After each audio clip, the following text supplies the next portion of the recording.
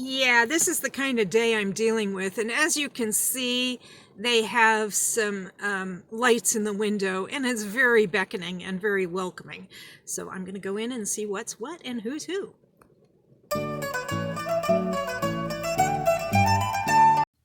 Hi, I'm Sock Marionette, also known as Bargain Counter Argument, and I'm a middle-aged lady in a tiara talking about books.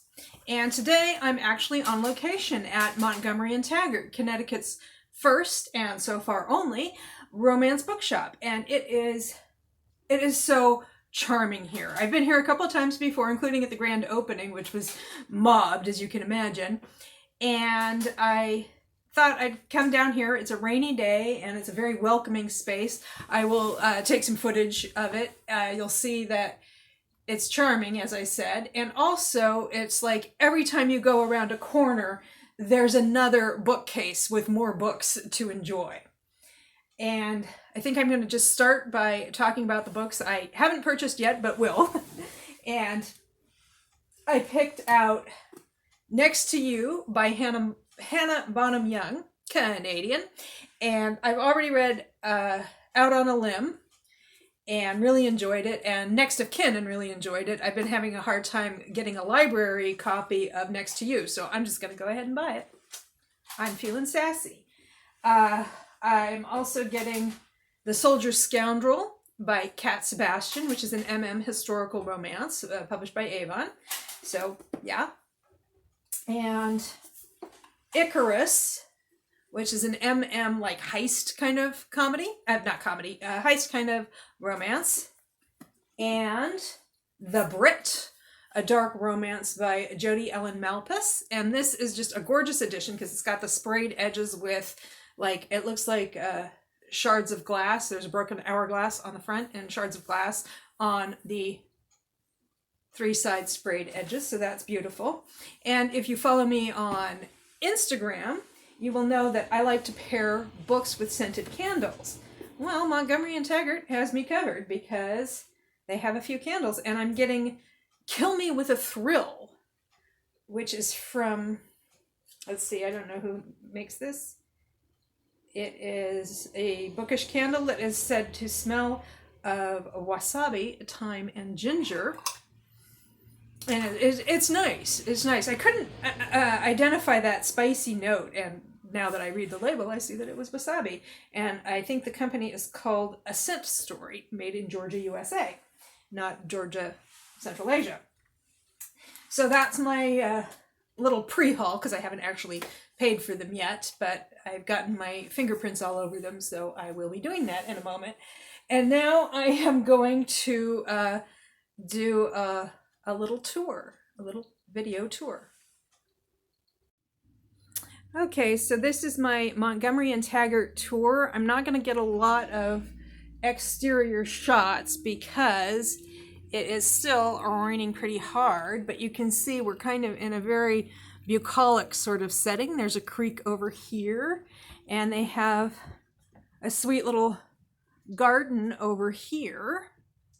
Let's see if I can do this. It has a very nice vibe to it, and an archway. You can't see that it's an archway because it's fully leafed out, but it is what it is, which is an archway. And let's see. So as you come in the door, you'll first see this display of new titles, and beyond that are the historicals.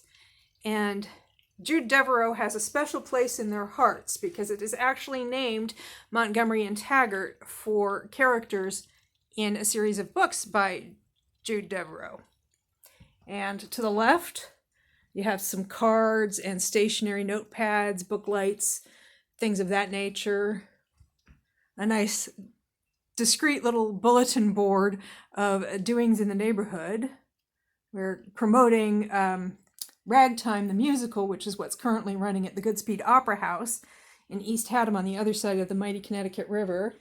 And these absolutely lovely little notebooks. And here is some sort of an ultimate romance reading challenge. Whoops, I didn't get a very good shot of that. The ultimate romance reading challenge. That looks intriguing. You set goals and then you get rewards. cool. I'll have to look into that. And some nice artwork. And you will see throughout this store there are comfy chairs that that just add to the atmosphere. Okay, and over here we have some Jane Austen and other things that are perfect for fans of Bridgerton, including many, many Bridgerton special editions. This is where we have the historical books, and some of these look very familiar to me. A Sure Thing by Joanna Lowell I currently have out from the library. And then over here we have some historical new releases and some special display of special editions. And our knight in shining armor, who is learning about his role in a romance by reading that book by Jude Deveraux. And then we have some more stuff. Some fun little keychains that are shaped like hotel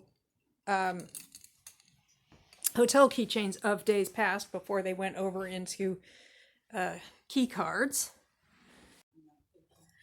Okay, well, these customers very graciously said that they were okay with me filming as long as I don't film them. So I'm over in this little room. Let me back up a little bit so you can see. This is a room where they keep the contemporaries. So as you can see, we go from Stacey Abrams to Emily Henry to Talia Hibbert, through Anna Wong, and down to Monica Murphy. And then over here, I was like, what are all these extra J.T. Geisingers and H.D. Carltons? And she was like, it's just overstocks. We have some really nice special edition hardback Hannah Grace. And here we're going on over as we work our way through the alphabet. There's this nice little bookcase / clock, and a little mouth couch. And obviously they're not going to have a fire roaring in a commercial place, but they do have some flameless candles in the fireplace, which is nice and cozy, and some evocative artwork. And more contemporaries.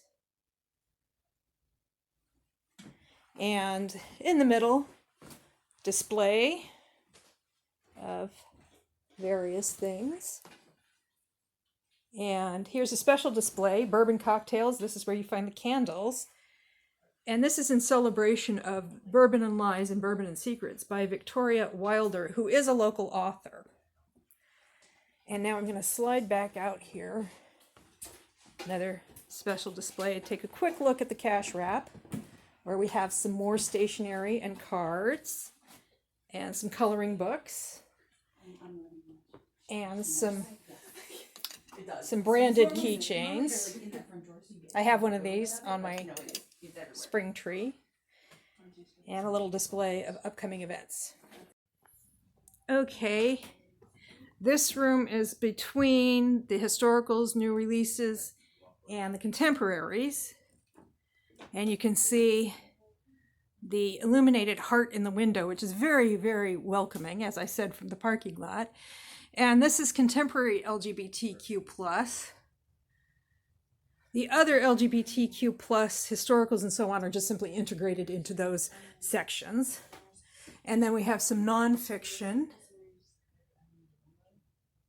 And some more candles. I didn't see those over here. I'll have to take a sniff and see if I want to change my mind about what I buy.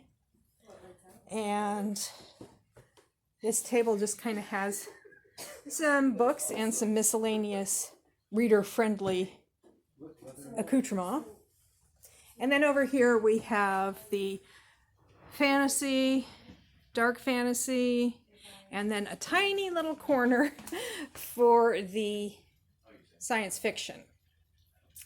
And let me get another overview of this space. Okay, we're not too far from the front door, looking back toward the room where the cash wrap is. Okay, so that was a quick tour, and yeah, I'll update you more when I get a chance. Okay, it is still raining like the clickhammers of hell. However, I had a very nice time in Montgomery and Taggart, and I got a lot of filming done, which I hopefully will be able to edit into a coherent whole. I picked up a couple of other books while after I finished filming and while I was browsing. I got The Professional by Cressley Cole and The Soldier Scoundrel by Cat Sebastian.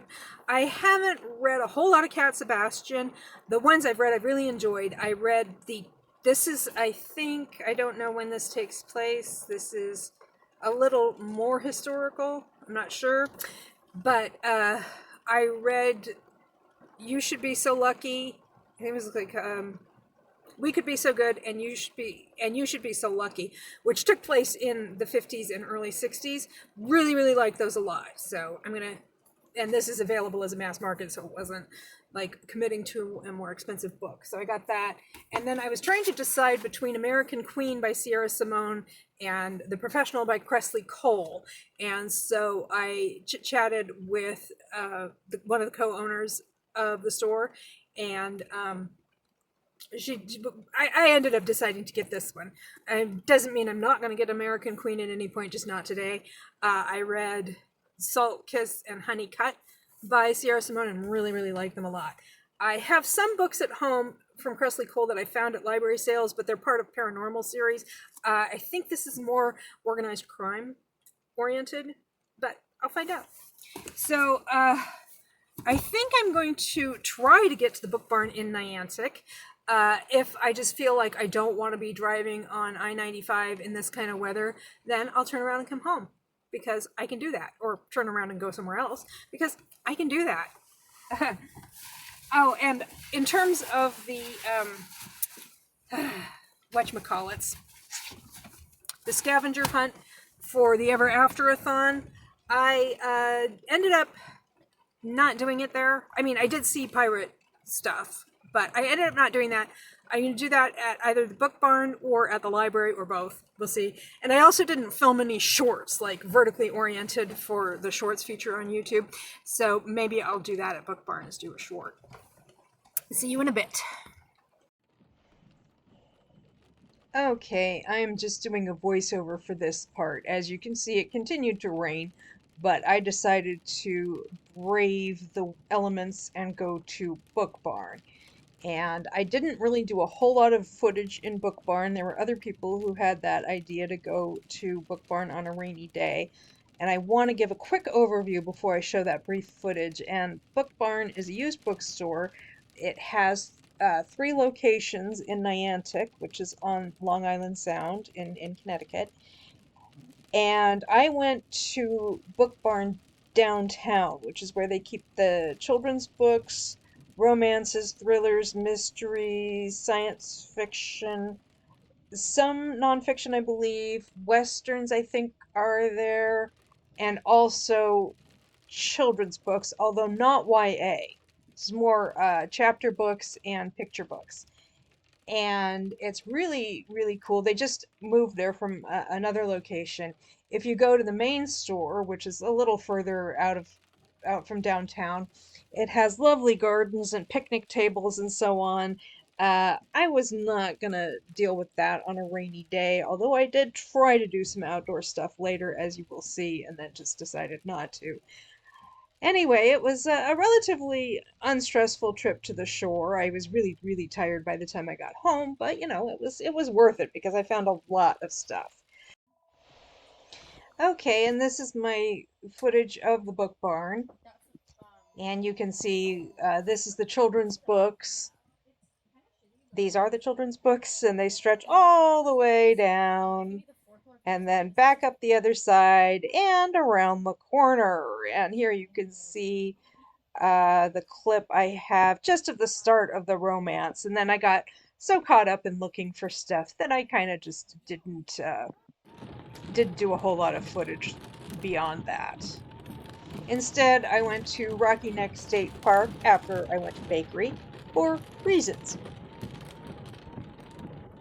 Oh yeah, I'm taking us to the beach. Okay, it is about 2:30 in the afternoon, and it's been raining off and on, mostly on, and sometimes heavier than others. Kind of heavy right now. Right now, as I hope you saw from some footage I took, it is, I'm at Rocky Neck State Park, which is a beach, and it is raining, and the only people here are employees and somebody who's recharging their car because there's a charging station here and nobody else would think to come out here to use it. So that's pretty smart thinking on their part.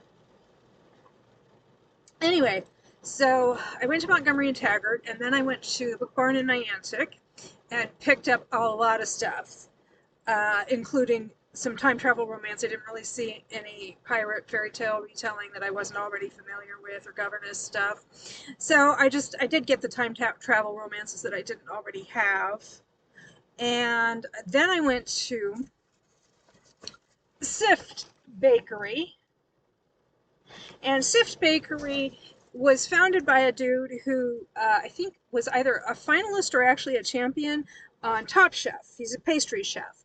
And I am here to tell you that I lost my gosh darn mind at Sift.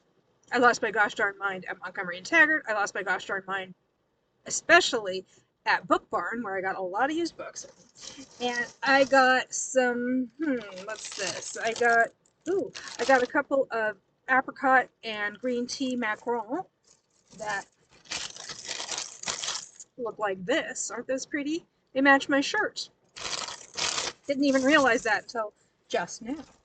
I have a pistachio croissant. That's really more my mother's kind of thing. I got a couple of unglazed lemon scones. Let me show the croissant's not, no. I don't know if I can show you that or not. It's just like it's a giant scone. Look, it's like half the size of my face. And they're unglazed, which is kind of what we prefer in my house. Let's see if I can extract the pistachio. Hey, Mom, I handled your food way more than necessary. I did use some hand sanitizer before I started filming, so this is a pistachio croissant.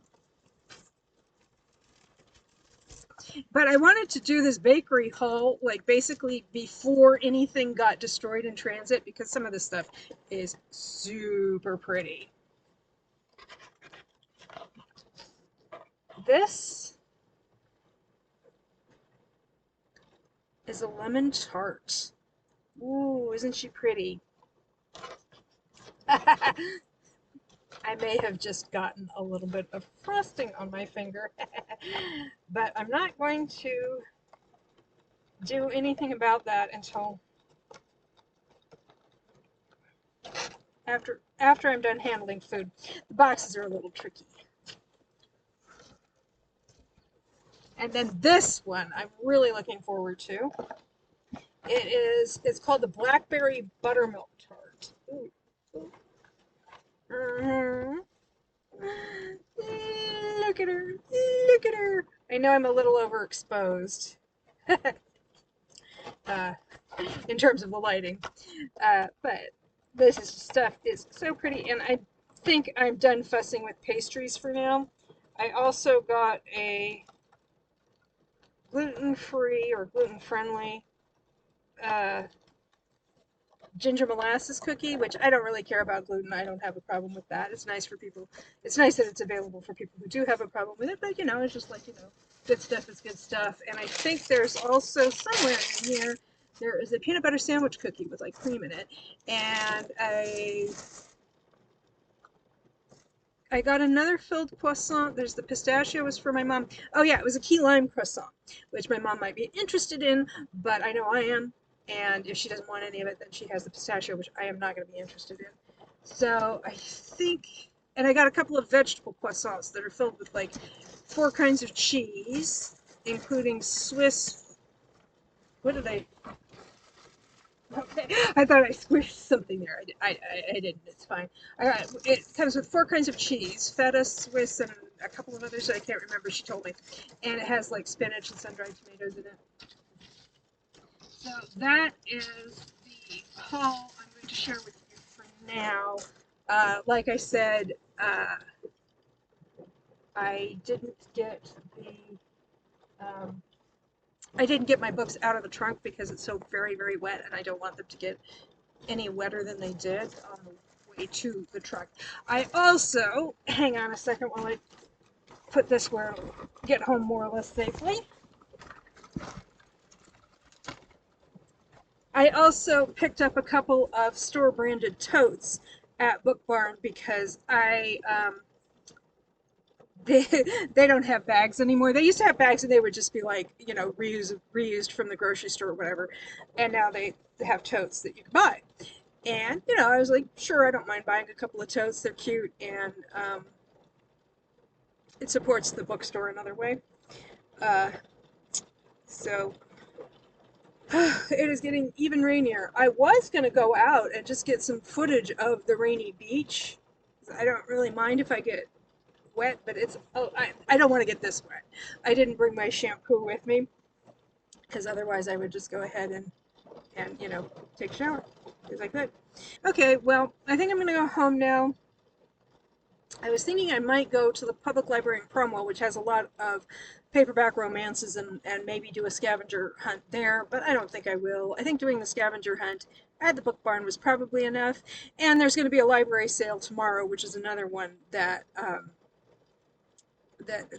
another suggestion. If you don't go to a library, then go to a library sale or go to an independent bookstore, used bookstore, whatever.